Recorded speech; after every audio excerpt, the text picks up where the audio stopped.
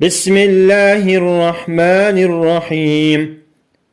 لم يكن الذين كفروا من أهل الكتاب والمشركين منفكين حتى تأتيهم البينة، رسول من الله يتلو صحفا مطهرة فيها كتب قيمة، وما تفرق الذين أوتوا الكتاب إلا من بعد ما جاءتهم البينة، وما أمروا إلا ليعبدوا الله مخلصين له الدين حنفاء ويقيموا الصلاة ويؤتوا الزكاة وذلك دين القيمة.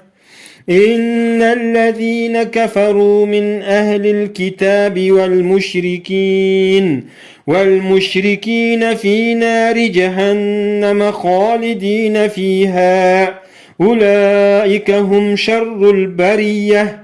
إن الذين آمنوا وعملوا الصالحات أولئك هم خير البرية، جزاؤهم عند ربهم جنات عدن تجري من تحتها الأنهار خالدين فيها أبدا، رضي الله عنهم ورضوا عنه، ذلك لمن خشي ربه.